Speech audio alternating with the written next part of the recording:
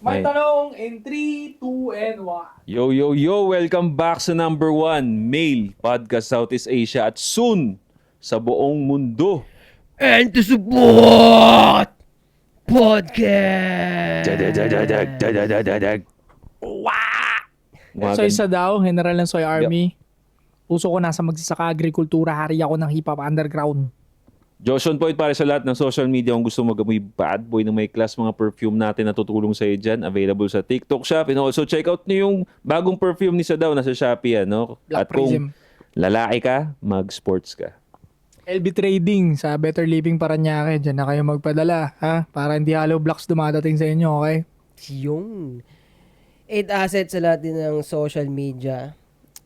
Ano may sasabihin ko? Kakaisip ko ng question. Nakalimutan ko yung sasabihin ko. Ay ano pala, sige habang iniisip mo yan, patuloy na tumataas yung subscriber natin. Pre, parang daily, parang 100 people lang nagsasubscribe daily. Thank you. Members natin, 59 ata. Dami na. Oh, salamat Membership pare. Yung sumali sa family. Yeah. Kahit sa mga hindi rin nakasubscribe, thank you pa rin. I mean, naka-join. Thank you pa rin kasi lagi kayo nandyan. Minimum 4K na tayo palagi, pare. Oh, salamat sa Every episode. araw-araw na panonood. Hindi kami magsasawa na gisingin at tuliin ang mga dapat gisingin at tuliin dyan. Pare. Consistent kami nag-upload. Consistent ka rin manood. Ganun yun, di ba? Yun, hindi. Ang naisip ko na lang nasabihin, yung from galing dun sa yung bagong lapag ako dito. So, Ayan. maraming hindi nakatanggap, di ba? So, may mga haters talaga na malala. Actually, meron pa rin mga paunti-unti ngayon na haters na malala. Kasi wala talagang sense yung sinasabi. Wala talagang sense yung sinasabi. Ay, mga naalala mong sinasabi nila na walang sense. Talagang hate na lang. Ano, irrelevant daw ako. Irrelevant yung isa dyan. Bakit daw? Walang explanation. Pero, hindi mo, Hindi following ang tinitignan nun, pre. malamang, following ang Yun tinitignan. naman yung real talk. Yung kaya Pero wala na eh. Hindi na yung tatagos, guys. Kasi nga, ang sasabihin ko ang development, ang dami na nagme-message sa akin eh. Na nagko-connect sila sa akin, ina-affirm na gets nila yung mga sinasabi ko, ganun. So, wala na. Kung, Pero noong una na pressure ka. meron talaga pressure. Kasi, bago eh. Something na bago talaga to sa akin eh, di ba? Kahit kami ni Joshon Point na iisa kami ng vision simula dati, pero hindi ko naman in-expect eh na masasali ako sa ganitong klase ng platform. Kaya nung paglapag ko dito, may pressure talaga. Tapos ang dami natin aktibidades agad, no? Oo, no? Pag niya nga puta, parang bago lahat eh. Parang, Oo. Kaya, Tingin ko nga ang ganda ng pasok mo, pare. Ang dami nating mga nagagawang aktibidades na... oo. At may paparating pa kami. Oo, abangan nyo. Sabihin ko na, Ito na. pamumundo kami. Oo, abangan nyo yan, puta. Naka-vlog yun mga pare. So makikita nyo, manghihina kami. Tangina, susuko kami, makikita nyo doon, pre. Excited So, na ako. Raw yun, walang editing. Hindi, puputulin syempre yung mga walang kwenta. Pero, syempre, mas gusto namin makita ninyo yung totoong mga reaction namin. So, Yan. para sa akin nga yung pagbubundok, challenge din yun eh, ng friendship natin. Ikaw, personal, di ba? Challenge yun sa sarili mo eh, kung hanggang ka Tingin aabutin mo. ko, tangin na mas lalong na nagiging matibay yung band, no? Pag nagsasuffer pare-parehas, agree ba kayo doon? Oo, agree ako dun, pare. Kumbaga, ano yun, nakaka-relate ka sa kanya eh. Parang, yun nga, pag napagod siya, parang, putang ina ako rin eh. Way of bonding din talaga siya. Sa kami naka-accomplish na, no, na isang bagay sa team. Team, yeah. Oo, no, parang sabay-sabay mas tayo naging- nakaakyat dun. Yeah, and gagon, tagal ko nang di nakasuot ng sandals, par. Nakabili ka na pa ba? ako, bibili pa lang. Kauwi ko lang ngayon eh. Bata pa ako, par, parang mga 8-9, tangano kasagsagan ng sandals, uso, parang mga tito, kasandals sila, yung katali pa yung ganito dito. Tangin naging uso rin siya, naging in din siya, kahit di naman nakakit ang bundok, nakasandals sila otits. Totoo. Komportable kasi, pre. Na-appreciate ko yun eh. Nung first time ko nga rin bumili, nung nagkayayaan kami na ito. Sabi, sarap pala sa paa na ito. Sila magsasabong lang eh. Sandals, nakapantalon, may El Shaddai na panyo. Tang ino. Natatawa nga ako dito eh, nung unang akyat sana namin. Pinakita niya sa akin yung gusto niya sanang bilhin na sandals. Yung Nike na maganda. Oo. Ba't ka natawa na? Hindi ba siya Hindi mo, kasi maporma yung sandals na yun. Pwede naman, pwede mo gamitin pang hiking, pero parang ako, di ko pang hiking. Yung maganda maporma eh. Pang ano talaga siya, pre, pang, Panghinayang, pangragragan. pang ganun talaga siya. Kilala ko nito, gusto ko maporma talaga ako lagi pagka mga ganyang first time. Yung ilang bundok pinasyon mo pa. Pre, ganun ako eh. Kasi gusto ko, pagka may gagawin ako, gagawin ko siya in style. Sabagay. Ganun ako lagi. Kaya, Bags mo nga, water, pero ngayon di na. Kung ano lang makita ako doon. Kasi may gamit naman ako eh. So, Pero ako nakaka-relate ako dun sa ganung sinasabi. Kahit naman ako talaga kung pwede lang talaga na lahat ng gagawin ko in style eh. Kasi balang araw babalikan mo yung experience picture. niyo. Tsaka yung picture eh. mo. Parang, Kung alam mo mukhang tanga ka nun, ayaw mo nang i-share yun. Ayaw mo afford naman niya eh. Oo, di ba? Mapera man si Jop eh. ngayon, natitipid tayo kaya sabi ko, ito na lang, owning libre. Kaya nung nakita mo, pre, yung Galing December eh. tagal na nun, yung sandals na sinend ko sa GC. Oo. Tagal na nun. Ito nga, kaya bumili ako ng bago. Alam mo nangyari, pare. Check ko kanina, buti nag-check ako. Ginanon-ganon ko yung tela yun kasi, diba? Ginanon ko, Sira napunit, na. pre. Hindi na kasi nagagamit. Oo, at saka alala ko, matagal siya nabilad sa araw. Ayun. Kaya sabi ko, tangina, bibili talaga ako. Bumili ka Gago ng dyan ako madaming mga sapatos na nadali tol. Yung nainitan. Dapat pala na-airconan sila. Oo. Kahit di naman, basta hindi siya direct sa araw, pre. Pag na-direct siya sa araw, kukunat. Hindi, Parang siyang clay. Hindi, nagbabakbak siya ng gano'n, oh. Parang siyang clay. Na-experience yun. Tangin na hinayang ako. Oo, pre, totoo yan. Yung utol ko, yun yung natatanging pagkakataon na bumili siya ng Jordan nun. So, hindi niya naman style yung magsuot ng Jordan. Parang, binigyan kami ng pagkakataon, bili kayo ng kahit anong gusto yung sapatos. So, nakita siya ng Jordan, binili niya. Sinuot niya lang one time, tapos tinabi. Pagbalik niya ng after 1 year ba o 2 1 year years? lang? Oo, pre. Bro, 6 months nga lang eh.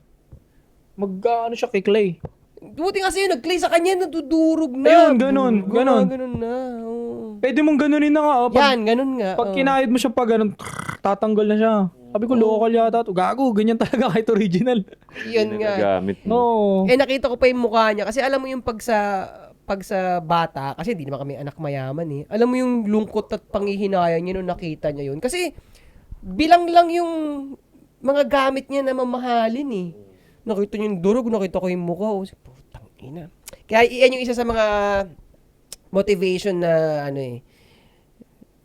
kaya ayoko mamatay na mahirap eh. Yung mga ganyang, pag di na kayo mukha ng bata, kasi bata kami nun eh. So naalala ko yung mukha niya nun. Panghinayang. Nakakadurog ng puso. Yun yung ayaw mo. Yun yung pangit naman talaga yun eh. Yung feeling na nangihinayang ka sa isang bagay na dapat normal lang na dumadaan sa buhay. Diba? Dapat barya na lang sa'yo. Oo. Pero I think pag dumating yung time na sobrang bolin nyo na, may another bagay na naman na ganun. Bagay. Boring na siya. Sabi nga ni Andrew Tate yun, naboboring na siya kasi lahat kaya niya nang bili. Bumili siya ng yate, pre, hindi siya natuwa. Kasi after nito, anong bibiling ko sunod? Kaya siguro siya naghahabol ng ganyang gulo sa buhay niya eh. Parang movement na lang yung history, di ba? Kaya nga nung ito, nakarelate ako doon sa sapatos, pre, kasi ang dami ko nga rin sapatos doon. Parang ganito na siya kataas. Pero hindi siya mga rare, pre. Talagang mga sinusuot ko talaga. May mga time doon na hindi na talaga ako nagsusuot masyado ng sneakers. Kaya ginagawa ko ngayon para magamit ko siya. Kahit di siya pang motor, pinangmomotor ko na. Para ma-rotate lang Para sila. ma-rotate lang. Kasi ayoko nga, alam ko yun yung ganun. Yung talagang nadudurog na. Kakainis par. O sayang eh. Diba? Dapat nagamit ko man lang to. Dapat nasira to nung ginagamit ko. Pero hindi. Ako naman, ang kinabaka-bad trip ko naman ngayon, meron akong ilang mga running shoes.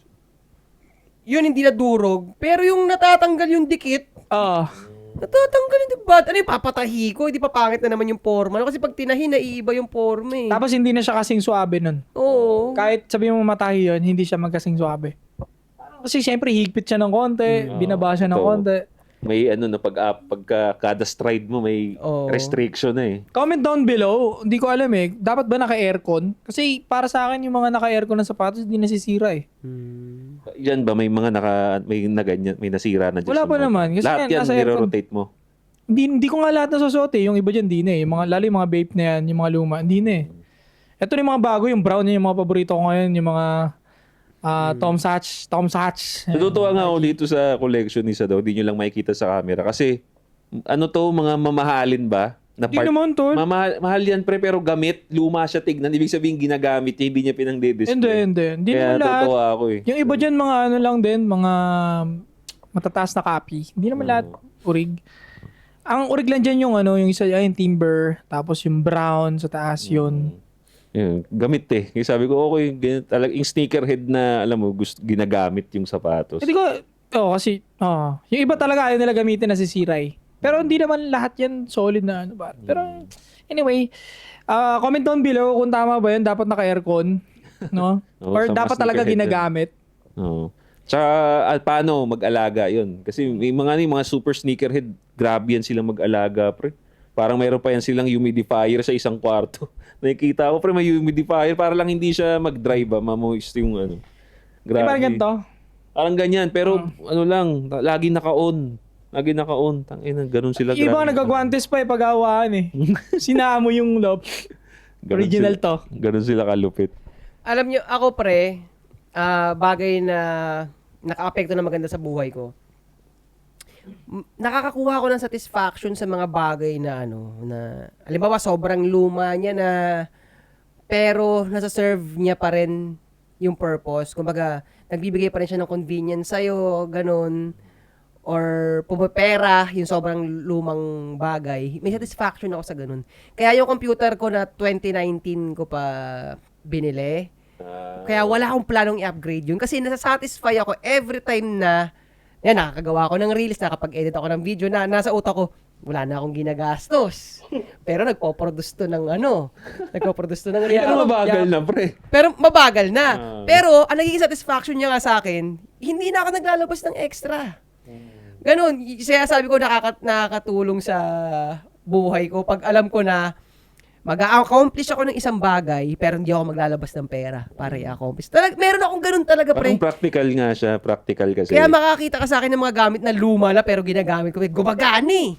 Kumbaga, negosyo mindset nga. Negosyo o kalayaan? Sino nagtanong niyan? Pera o bayan? Mamili ka! Si Juan Luna. General Luna. General Luna. Antonio Luna. Speaking din sa binanggit mo, may naisip tuloy akong tanong na napakaganda. Ito na lang topic natin muna. Sige. Napakaganda Paano mo masasabi na yung isang bagay is ang tawag dun? Papalitan mo na. Hindi, pang ano ba siya? Tangina, nakalimutan ko yung term. Laspagan. No. Pang profitable ba yan? Ano tawag nun? Pangkitaan. Oo, pangkitaan ba siya o yung gamit siya na putang ina, kalimutan ko yung term. Nasa isip ko na kanina Yung basta gano'n na liabilities ba siya? Yan. Ayun. Or ano? Ano ba yung karabas Asset. Asset or liability? Yan, asset. Speaking. Yan, naalala ko kanina. So, paano natin mahihiwalay? Kasi nga, speaking na ganyan, syempre, bentang-benta, iPhone 17. Ang dami nag-iPhone 17. At yung mga iba pang bagay. Ako, para sa akin, yung sandals na bibiling ko, para sa akin, investment, asset siya Oo. Kasi, kailangan talaga siya Para sa akin. Hindi ako kung ipapaliwanag ko yung sandals na bibili mo kung ba't siya magiging asset. Kasi magbubukas siya ng opportunity sa'yo Opportunity na umakyat sa bundok. At yung pag-akyat natin sa bundok na yun, i-content nga natin na So, asset siya. Oo, pwede siya ma-monetize. Monetize Ako halimbawa, pag iPhone, usapang iPhone, magiging liability yung iPhone. Yan, maganda yan. Sige, Kung saan hindi ka papunta naman dyan? content creator. Yan, exactly. Liability yun. Kasi bumili ka lang ng iPhone tapos hindi mo naman i-maximize yung paano gamit. kung nag-aaluwa ako tapos kailangan ko ng magandang quality ng picture pang OnlyFans? Asset yun. Asset niya yun, pre. Pasok pa rin. Oo. Pasok. Okay. So, sa mga hindi nakakaalam dyan ng asset o liabilities, ito, paghihiwalay-hiwalayin namin ngayon. Mayan natin. Sige nga. So, based do sa example mo, kasi for example, ako parang hindi ako magandang tanungin dito kasi Hindi talaga. magastos ako, pre. Magastos ako, pero lagi ko siyang tinitignan as asset. Alpine Star boots mo. Yun na nga. Magkano yan? Di ba? Yun na nga. Magkano yan? Ano yun? Nasa 37 yata. 37,000. Alpine Star boots. 37,000. Hindi, alam mo, pero nung nakita ko yung purchase mo yun, medyo nagets ko kung ba't mo naman siyang ginawa Yun nga, nagets ko. Yun nga lang, wala pa tayo sa outcome. Wala pa sa outcome. Wala pa sa outcome. Pero nuggets ko naman kung ba't mo siya ginawa Ako, pwedeng gawin ko rin yun Pero ako lang kasi, kaya sa ngayon, hindi ko yung gagawin. Dahil medyo na marami na ako nabiling gamit ng mga nakaraan. Ang nasa isip ko, kailangan pairalin ko na yung pagiging asset nito mga nabili ko na. Kasi kung bibili na naman ako ng panibago, hindi ko na ito mabibigyan ng oras eh. Magiging liabilities na. liability na siya. Kaya ako natawa kasi tangina minsan nagtatalo to sa sarili niya si GOP na pag-usapan na namin to dati pa 3 months ago pa. Yung ganyan nga, yung asset liabilities sa gamit. Kaya aminado rin siya. Oo. Kasi minsan parang pag nausap ko siya sa ganyang bagay, may pakiramdam ako na ginasjustify na lang niya maging ano yung... Yun na nga yun na nga dyan na nga ako papunta, pre. Na hindi ako magandang example dito kasi nga, yung binili ko na Alpine Siren, kung wala ka doon sa mindset ko, hindi mo talaga siya makikita as liability lang siya, di ba? Pero para sa akin, ginagawa ko siyang asset eh. Kasi for example, nung binili ko siya, dahil nga mahal siya, pinost ko yun eh. So, Monetize. So, kumbaga parang Maganda sa branding. maganda rin siya sa branding na, si JOP, pag bumibili ng gamit, yung talaga, ibig sabihin may pera talaga. So, Afford mo naman. Parang ganun. Tapos, at the same time, nagtatrack din naman ako. Maganda yung mga picture ko. Pag pinopost ko talagang, tas may motivation pa. Nagagamit ko siya kumbaga. But, hindi pa rin eh. Kasi may mas mura dun eh. Mas mura. So, hindi ako magandang magano dito. Magandang tanongin dito sa 8 asset. Kasi Ano mo siya magiging masasabing liabilities? Yung mga binili niya, ako muna. Kasi Go. mas importante yung sagot mo, pero ako muna, pang-in. Yung mga binili niya, magiging liability yun kapag nag-move on na naman siya sa ibang, sa panibagong disiplina. Ganda. Kasi yung purpose, iniwan mo na eh. Liability na yun, di ba? Pero hanggat may plano pa siya, hanggat hindi siya nag-iisip na tigilan yun, asset pa rin yun. At safety naman yung binili niya doon. Oo. Safety and comfort. Kaya nga, yun. Actually, yan yung isa sa justification ko eh. Kasi nga, syempre, yung brand na yun, kilala yun as safe. Kumbaga, bang for buck talaga siya na brand. So, kung tatanungin mo, bakit ang ganyan? Kilala yung Alpine Star na safe ka dyan eh. Kahit mag-reckless ako dyan sa daan, buhay ako eh.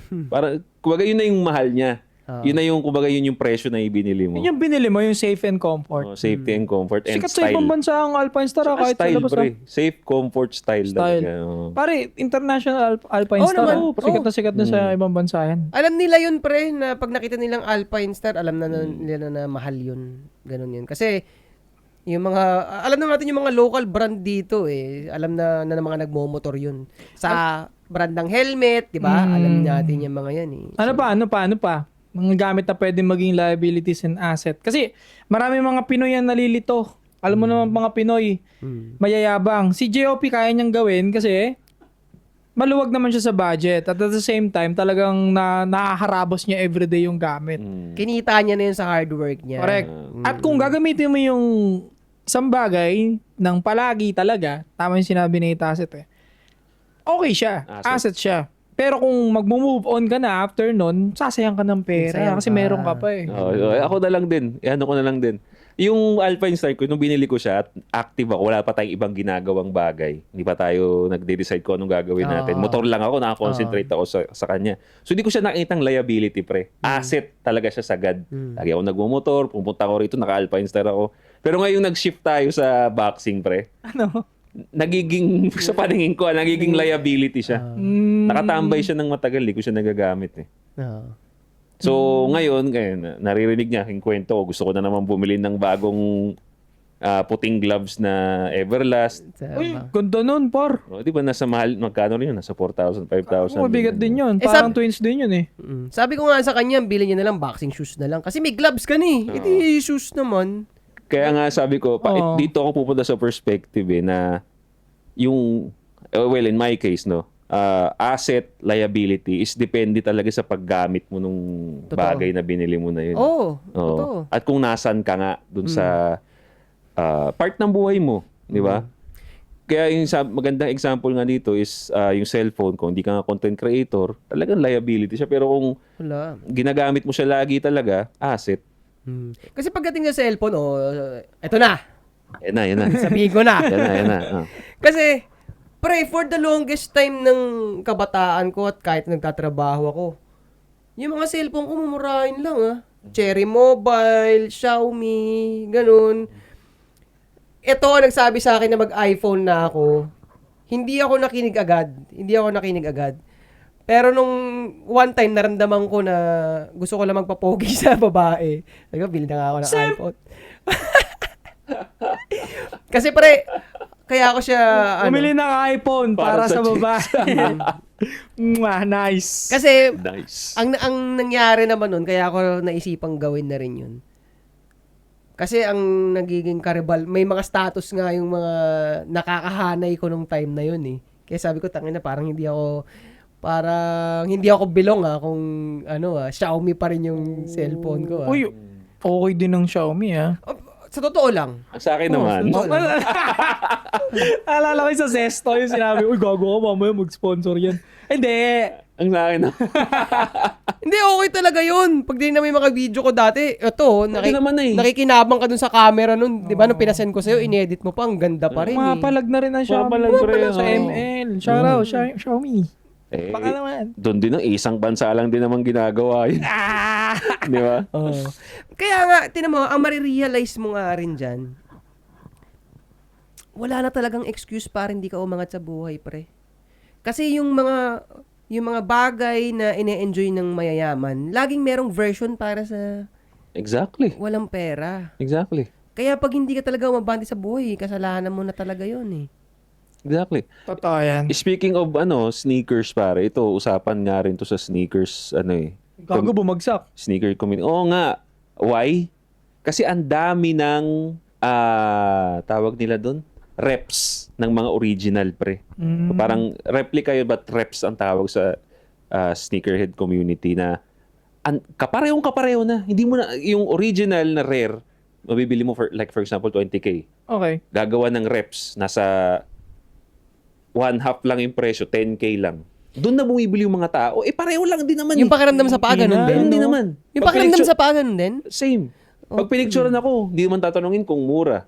Ay, hindi naman Oo. tatanungin kung original. Basta nakita sa picture, tangina. Tsaka So, lalo pa nga, sabi nga natin, psychology ng mga lalaki, ginagawa yun para sa babae. So, hindi naman magaling tumingin yung mga yun. Di ba? Di ba? Kaya gagawin mo talaga. Totoo. Kaya nga sabi ko sa inyo, bihira lang sa babae may alam sa mga mabibilis na kotse, big bike. Bihira lang. Kapag may alam yan, putang dami ng titindi na. Kasi yun lang naman magpapakilala sa akin ng Kaya brand. Bihira maganda- lang Exemption to the rule, may babae din talaga enthusiast, pero majority numbers. Totoo. Kaya magandang testing nga yun, no? Yan ang gawin mo pag testing, magsuot ka na lahat ng peke. Di ba? Pag yan nag-comment, Alam niya. Pag alam niya. Oo, pag alam niya, kiss na, no? Oh, kaya sa akin, isa sa red flag din sa akin yung pag masyado ng maraming alam eh. Tapos, kasi may mga nagtuturo sa kanilang lalaki nun, pare. May meme nga pre. Sinare sa akin ng sinend sa akin nung esmi ko eh.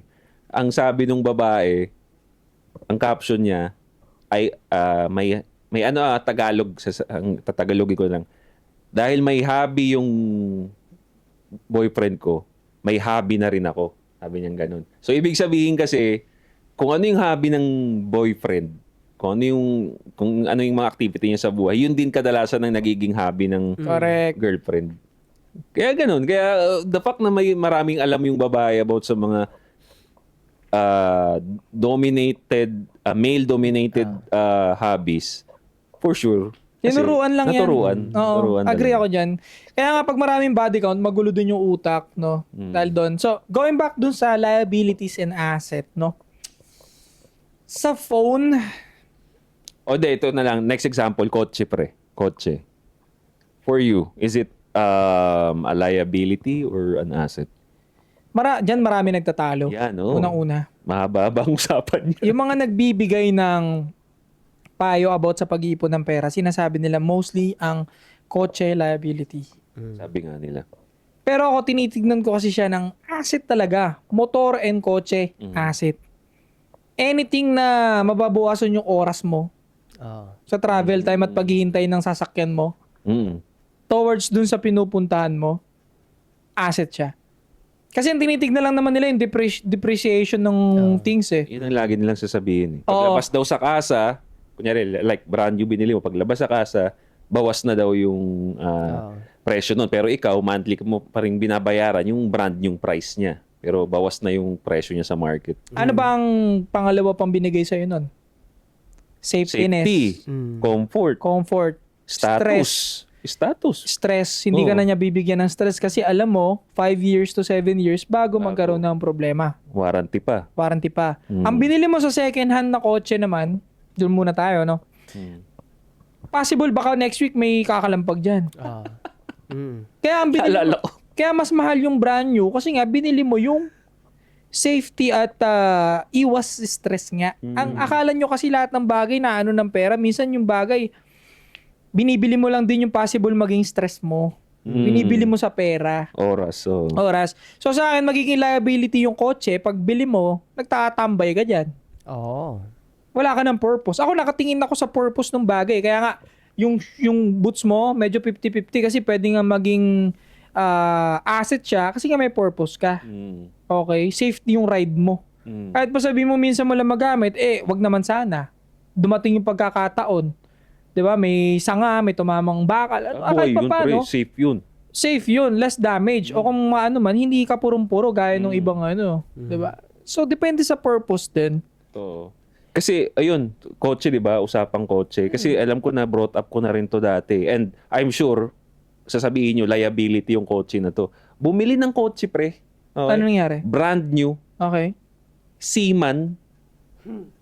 Oh, anong masasabi nyo doon?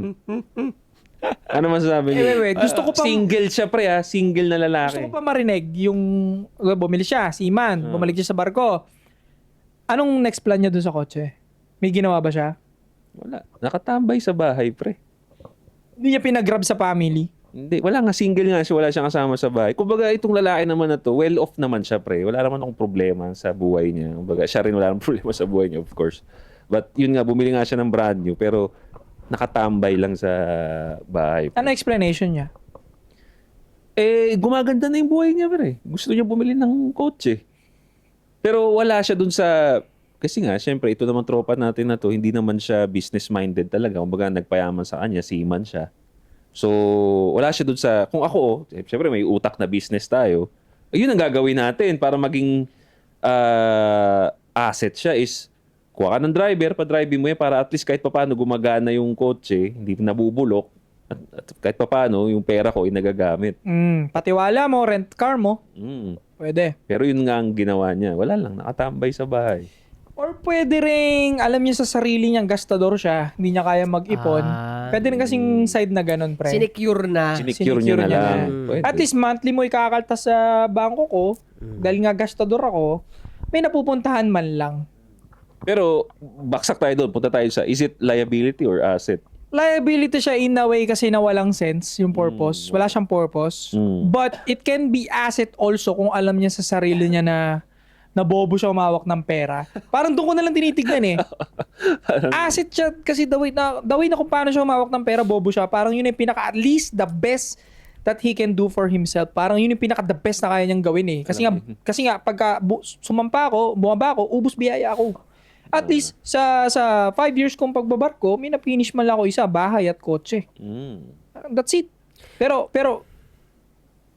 lamang pa rin liabilities. Lamang liability, no? Kasi iniisip ko, Pababa yung presyo eh. 6 months siya sa barko, hindi na under yung kotse niya ng 6 months. Problema pa yun. Kasi makina, gulong, nade-deflate yun eh pagka matagal na parada eh. Oo, sisingaw. Oo, sisingaw talaga At yun. sabi mo walang butas, bababa pa rin. Oo, kaya pag uwi niya rin, may problema rin yung kotse. May hina. Oo, mahina. Wala talaga siyang family, relative, pinsan, tita, tito. Meron naman, pre, pero hindi kasi yun yung plano. Hindi siya maplano. Basta mapera lang kasi siya. Gusto niya lang talagang gastusin. Hindi rin nag-iisip ng mabuti, pre. Oo. I agree. Pinilit ko lang justified. Hindi, ano nga eh. Kahit sino, pati dyan sa comment section, once na umabot ka na dito sa part na nagtatanong ka na kung ano yung asset tsaka liability, ikaw congrats ko na yan mga yan. Tama. Ikaw congrats na natin yan. Kasi, ibig sabihin, nag-i-step up na yung utak mo. Yung mga terms na yan, wala naman pakialam ang mga ano dyan eh. Normal na tao dyan. Yung mga tambay na nasa inumang kahoy na mesa. Ibig sabihin, aware na siya. Aware na. Nakikare na siya sa pera niya, kaya tinatanong niya na yung asset at liability. Aware na. Kaya kung tutuusin, pag nandun ka na sa part na ina-identify mo na yung asset at liability, pwede mo yan i-customize. Ikaw ang magiging architect niyan kung paano yan magiging asset sa buhay mo. Kahit ano yung pinapurchase mo. Mapakotse pa man yan, mapaginto man yan. Kasi halimbawa, kahit ginto, na basically, asset talaga yon.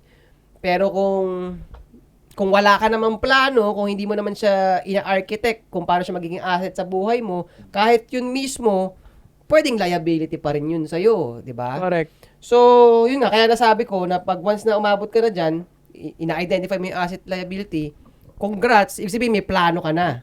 At nagiging mature ka na sa financial Yun ano nga. mo, Tama. status o financial awareness mo nabubuksan na. Oo. Pero doon sa sinabi ko kanina sa kotse ng Seaman, pinilit ko lang hanapan ng positive side na Kasi ano no. binigyan ko lang siya ng pinut ko lang yung sarili ko doon sa shoes niya. What if bobo nga siya mawak ng pera? Pero gusto ko lang tapusin to sa dulo ng ng paliwanag ko na liabilities talaga 'yon, lamang. Lamang no. Lamang kasi nagde-depreciate yung kotse tapos Seaman siya, di naman niya nagagamit. Pero tama nga yun eh. Kaya nga sinunod ko yun sa sinabi mo na once na nag-iisip ka na about asset and liability, alam mo yung pag nasa advance na level ka nung game, meron ka talagang mga ginagawang na eh. 'Di ba? Hindi na siya basic. So ang nakakaalam na lang talaga niyan ng purpose mo, ikaw na lang. Halimbawa, Tama. mapa-basketball, mapa-rap, mapa-fashion, meron silang, para magkaroon sila ng signature, meron silang minamali, pinapasukan nila ng mali yung design nung, halimbawa, yung sa damit, yung oversized, yung sobrang laking manggas, kung tutusin, kung sa basic lang ng damit, mali yun Mali yan. sobrang haba ng manggas Pero dahil nasa advance na sila, tinitignan nila kung ano yung effective na mapibenta nila sa tao, pwede natin habaan yung manggas niyan. Sa basketball din, yung mga, iba yung mga, pag nagturo sila ng basic na layup, ganyan lang naman yun. Pero pag nung si Jordan na, may kasama ng dila. Oo, kasi kumbaga kaya naman niyang gawin yun. Oh. 'Di ba? Yun ba ibig mo sabihin? Oo. Kaya niya binili yun. For example, alam niya yung asset and liability. Tinatry niya lang na magkamali siguro. Kasi kaya naman niya, may marami siyang pera eh. Oo. Yun ba ibig mo sabihin? Or parang mas ibig sabihin ni 8 is depende yan sa purpose mo. Baga yung mali na tinitignan ng ibang tao, meron ka naman paglalagyan ng magandang purpose, magiging tama pa rin. Tama.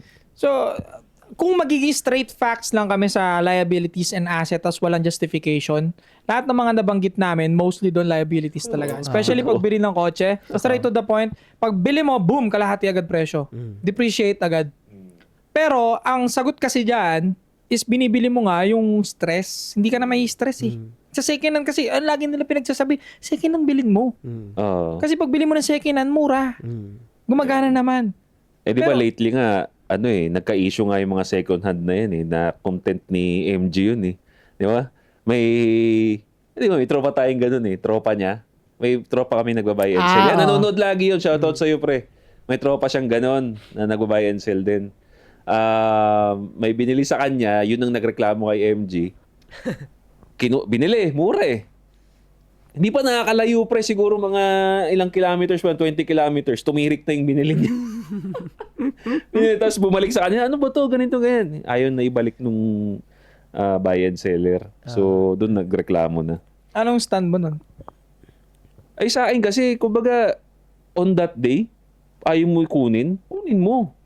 Di ba? Pero again, nandun naman tayo sa idea na buy and sell yung binibili mo, alam mo na dapat. Pero as customer service, kailangan meron kang kahit papaano warranty. Kahit band-aid solution man Oo, lang. band-aid solution. Pauwiin mo man lang siya. Pauwiin mo man lang. Or, sira po, sige, ayusin ko muna. Hindi ko na ibabalik pera mo. Ayusin po na namin dito.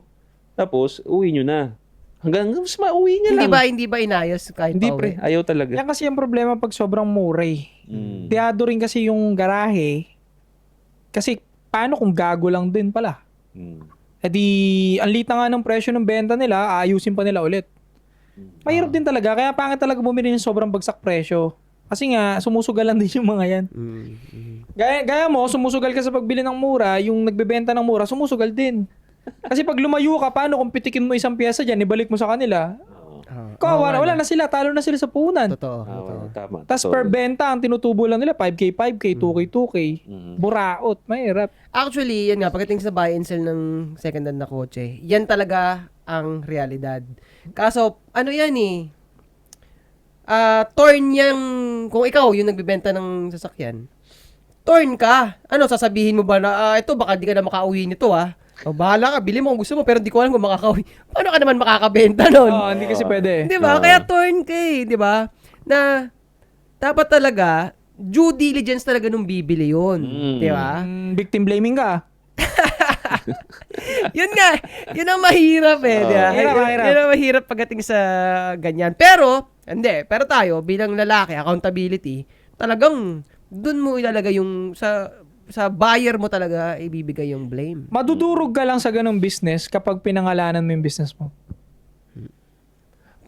Paano pinangalan? Kasi kung buy and sell ka lang without any name, gets. pwede ka mag-escape palagi. Tapos Gets. pag alis niyan, humarurot, tumirik na, wala ka na doon sa lugar Wala ka na dun, Diba? may page pa kasi siya di ba? May pangalan kasi siya, naka-DTI kasi siya. So, pag once na magkaroon ka na ng pangalan, ang kailangan mo na ibenta, yung trust. Yun na Quality and nga, trust. nandun ako dun Kasi kilala nga siya, pre. May page siya tapos nagpo-promote siya sa TikTok ng buy and sell Tapos ganun service mo, nagsumbong na ganun yung customer service mo, tapos may social media ka, wala na Yun na magtitiwala yung sa'yo. downfall mo. Downfall talaga. Kaya kung may ganun ka, may business ka, tapos nasa social media rin yung business mo, customer service ka talaga, pre. Yup. Sino paano ka bibenta? Di ba sa word of mouth ng customer din yun? Yep. Di ba? So, Tsaka, lugi siya dun Doon bigla siya ako- natalo Correct. Bigla ako rin naisip pala. Ibigay mo yung customer service. Alam ko malaki pumatong yung mga yan. Grabe sila mambarat, pre. Pag dun sa mga... talk dyan. Butang ina na dyan si tropa nanonood. Siya naman, yung tropa natin, nag-customer service Ang sabi yun. lang naman. Yun na mo. Hindi, ang akin lang naman. Akin lang naman. Hindi, yung tropa natin nag-customer service yun. So, i-assume natin sa iba, yung mga hindi rin natin kilala, mag-customer service kayo. Laki niya pumatong Kaya ako, ang stand ko, agree ako sa una mong sinabi. Hindi ko papagalitan yung seller. Kasi marireceive naman ng seller yung dapat niya ma-receive Gaya ng untrusted na siya, magiging hindi na siya trustworthy ng tao. Marireceive niya yun. So, hindi ko na siya i-blame. Yun na yung marireceive mo sa bagay na hindi mo pinapangalagaan.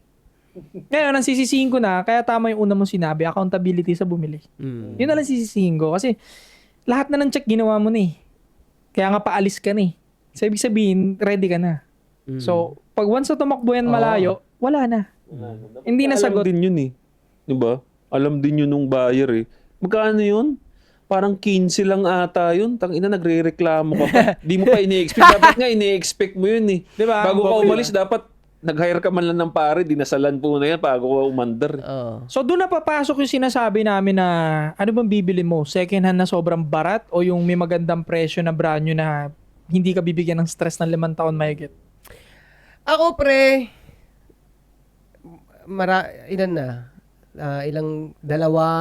tatlong second hand na kotse na ang nabili ko, tapos isang second hand na motor.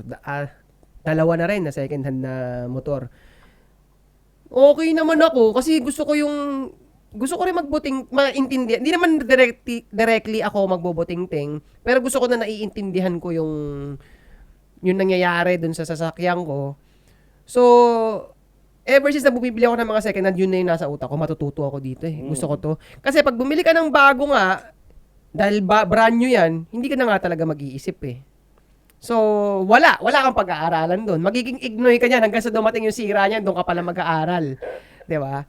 So, yun, katulad yung nakikita niyo motor at sasakyan sa akin dyan. Ako ang paunti-unti nagdi-discover ng mga ng mga nangyayari dyan. So far, natutuwa ako kasi nalalaman ko tuloy ngayon kung saan bibili ng murang pyesa na legit.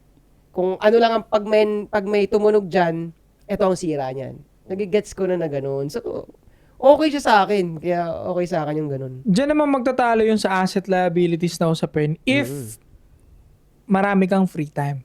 Yun. Kasi kung ikaw yung tipo ng tao, for example, ako si Josh on point, sobrang limitado ng time ko para sa mga bagay na yan. So, bibiling ko na ngayon yung peace. Yun. So, bibili ako ng brand new, kasama ng comfort and peace, afford mo naman. Oo. Pero kung gaya ka ni 8, alam ba, ang daming time naman, afford mo din yung bagay na mag-aayos ka, pwede Wala siyang naman. problema. Wala namang problema. Mm. So, doon lang lagi nagkakatalo yung asset and liabilities, no? Kung ano bang pipiliin mo ba? Kasi nga, pati nga dito na trap ang maraming tao sa buong mundo. Mhm. Inuuna yung bahay, ipapangutang yung bahay. Kasi, Ayan! yan. Sige. Tangin na! Ang daming kokontra sa atin, especially mga mamshis. Mhm. Sige nga, anong saan ka pupunta Let's dyan? talk about Pati niya. bahay. Kasi sinasabi naman talaga nila na asset yun eh. Oo naman. Oo. Oo, asset naman talaga. Pero marami kasi dyan, wala naman silang plano eh. Pagkabili ng bahay, wala naman silang plano.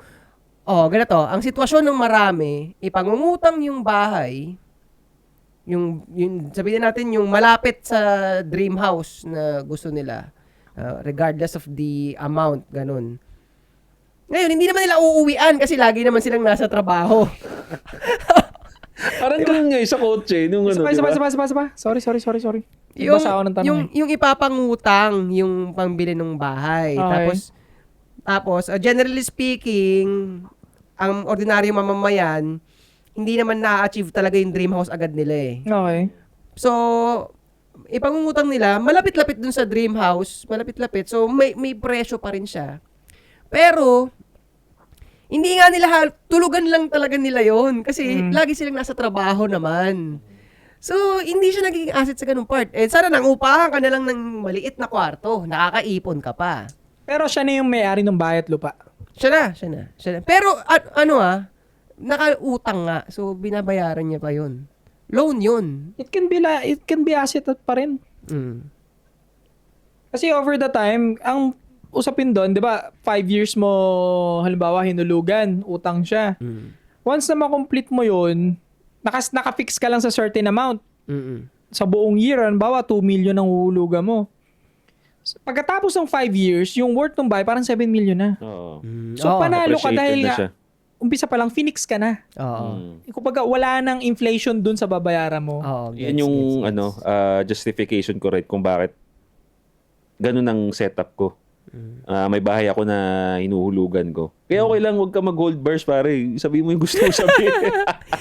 Kasi ganyan yung setup ko eh. Pare, wala naman akong, hindi, kaya Ikaw naman, pala pinatatamaan mo. Hindi. alam ko naman na hindi siya Si Joshua Paul tatamaan. pala eh. Hindi, alam niya. Alam naman niya. Alam ko. Alam niya. Oo. Tsaka, wala naman akong inano sa setup nito ever since eh. Hindi, ganun yung setup ko for your information lang ganun. Kasi I was holding on that idea nga na after naman nito, doble times 2 na yung presyo nito. So whatever I do dun sa lupa, magagawa ko. Hindi, naman. mayaman talaga to. Kasi meron naman sila sanang bahay na hindi niya na kailangan gumastos ng bahay. Okay. Pero dahil gusto niya malaki yung bahay ng aso nila, Hindi, kumuha siya ng gago, aso, isang tangin ng ano ang prinsipe? Hindi, gusto ko kasi may sarili talaga akong bahay, pre. Bakit hindi? Di ba?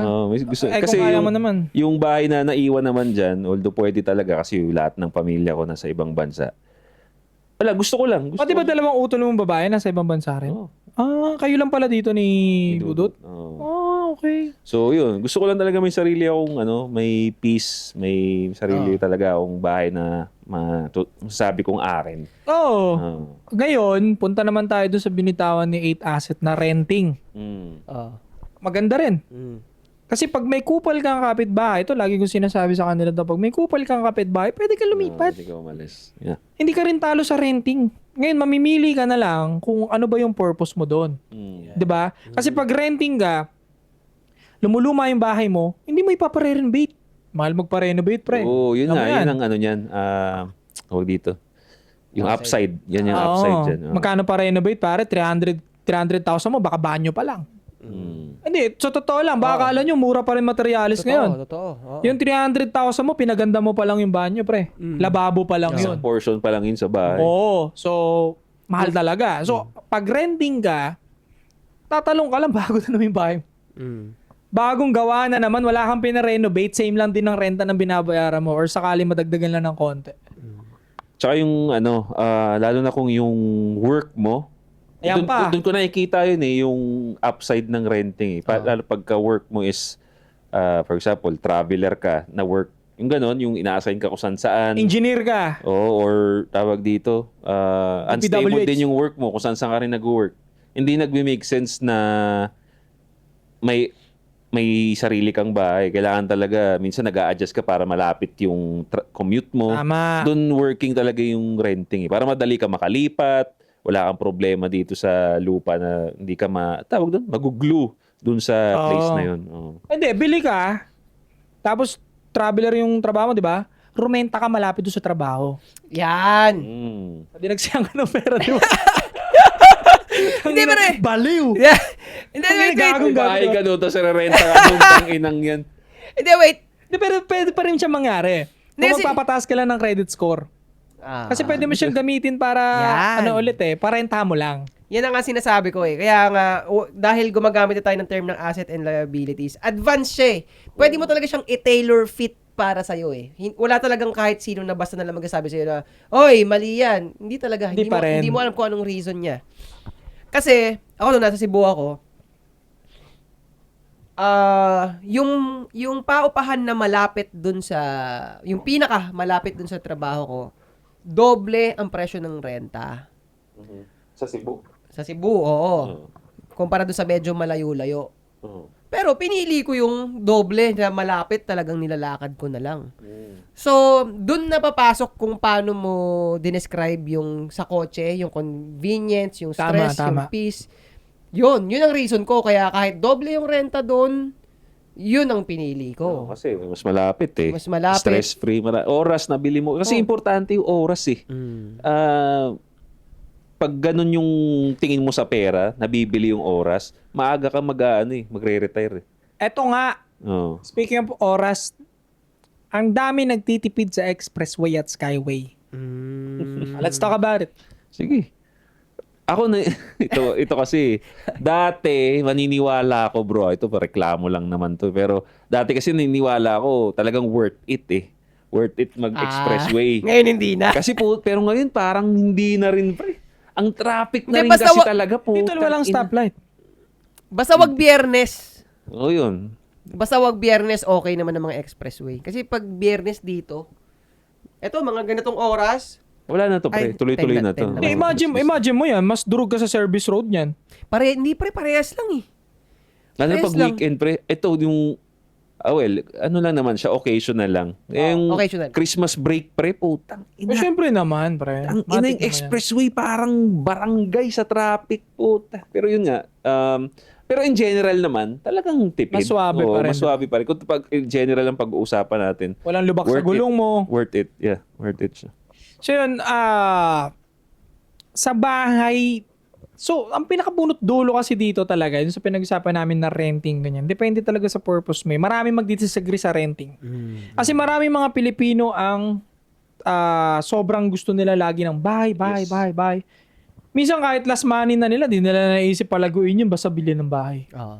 Okay lang kung huhulugan mo monthly, tapos yung 3 million mo is para panghulog mo doon. Yeah.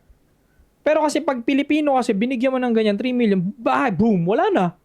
Ubus na nga. Oo. Tapos ang mindset nila, hindi yung pagkain, basta may bigas, okay na yan. Araw-araw. Gutom na. Totoo yan. At samahan mo pa ng kupal na kapitbahay na nantitrip. Siga-sigaan. O paano ka na? Ang ina no. Binili mo na yung bahay mo, wala na. Tsaka yung pre, yung ito lagi ko to nakikita eh. Common to sa circle natin eh. Ang Uy. layo ng binibilang bahay pre. Pero yung trabaho nasa Manila. Parang pinahirapan nila yung sarili nila pre. Gago! Tarantado! Para sa akin yun, liability yun. Pag ganun, yung bahay mo. Tapos, Ilang oras travel time? puta 3 hours yun bro. Tangina mo, 3. 3 hours yun. Pre, kasi Ang layo. Oras niya nakakaurat eh. hindi pre, practicing talaga tayo ng ganyan. Gusto ko 30 minutes nga lang ang 30 biyahe. minutes, sarap. 40, Pero pre, 30. sa totoo lang, majority ng mga Pilipino, tanggap na nila yun. Tanggap nila, Ang ibibigay nilang oras sa biyahe, 6 hours, 8 hours. Oo, pre. Takte, may katrabaho ako nun dati. Putik sa Batangas, umuwi sa Malate yung trabaho namin. Batangas. So 5 oras lagi ang travel. Yung tulog niya, Kawawa ka na. kawawa pa rin. Pero naging buhay niya na yun. Uwian yan. Uwian 10 siya. hours agad Or doon. nag-stay in. Hindi, uwian na siya sa Uwian. Batangas. Every day. Oo, so buhay niya na pre, second home niya na ang bus. Doon siya Tang ina, natutulog, 10 nakikinig ng hours. podcast, nagbabasa ng libro, ganun na. Tanggap niya na. Naawa ako sa Okay na ganun. siya. Naawa nga rin ako doon. Oh. Pero, Di ako naawa dun. kagagawa niya rin eh. Ano masasabi mo ron? Bobo. Yan na nga. Tinanggap na nila na... Pero tinanggap niya kasi, doon ako na, ano, bakit mo tinanggap? Sabi siya- Naawa ako kasi ang dami-dami pwede pang gawin sa buhay. Bakit Majority tinanggap ng Pilipino mo yun? pre tinanggap na yun. Kasi nga, kahit naging usapan nga rin natin nakaraan, itong ginagawa natin na to, hindi nila to susugalan. Nakakatakot to eh. Nakakatakot to sa kanila. Kaya, pagdadaanan na lang nila yung ganun, kesa kontrolin, maging sila ang 100% responsible sa buhay nila. Papayag na lang sila sa ganun para sa security na may masasandalan silang employer na magpapasweldo sa kanila. Secure ba, kumbaga? Oo. Doon naman sa side na yan, ibang topic naman yan no? Pero sasagutin ko din yan mamaya after neto. Gusto ko lang linawin, baka mag-iyakan na naman kayo dyan sa comment section. Ang sinasabihan kong bobo is yung parang kalahati na nung trabaho mo, yung travel time mo. Taka na pumili ka ng iba. Hindi pre, sabi ko kasi yung marami sila eh. Marami yan. Kasi dati nung katrabaho ako, ganyan din ang kalagayan ko eh. Hindi na kalagayan ko. Yung mga nagsisiksikan sa MRT, pare, ganun ang lagay nila. Ganun kahaba ang mga travel time. Kailangan nila nila. magising. Ako, nung bata ako, 19 or 20 pa lang ako, sumaside-side na ako ng trabaho. Sinusumpa ko na yung travel time eh. Sabi ko na, hanggat kailangan mapaikli to, pinagpalit ko nga yung trabaho ko na kumikita ng mas malaki ng 10,000. Oo. 10K siya mas malaki or 8, parang ganun. Around 8 or 10. Doon sa trabahong maliit yung sahod, 5 minutes away. Yan. Dahil sa ganun ko kamahal yung side quest ko, yung pagrarap ko nga, diba?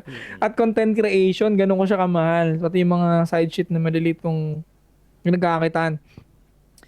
Pwede naman yung maging dedicated ka ng ganun. 6 hours travel time, 4 hours travel time. Gaano ba kalaki yung compensation?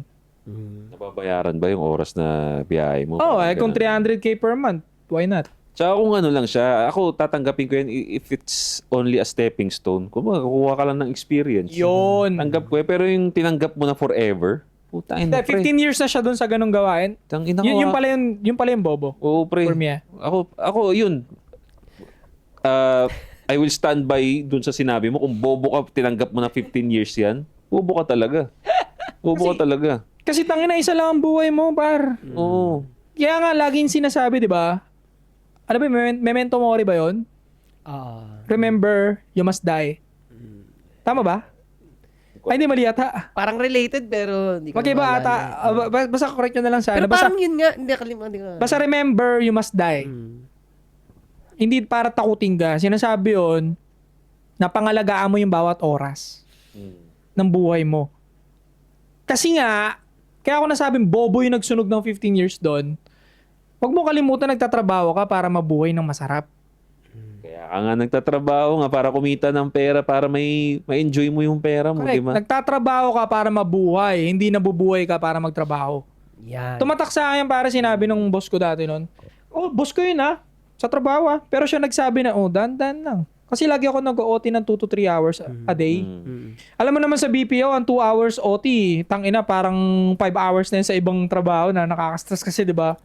So, ginanon niya ako, tinapik niya, dandan lang, lagi ka nag-OT. Diba? Ilan ba anak mo? 10? Ginanon talaga ako. Sabi, ba't ka ba alam?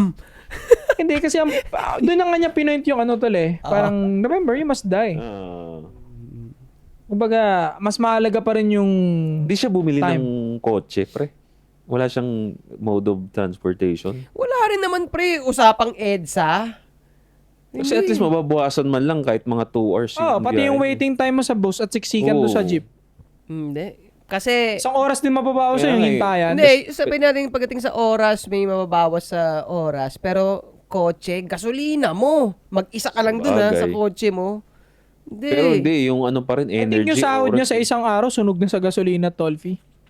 Oo.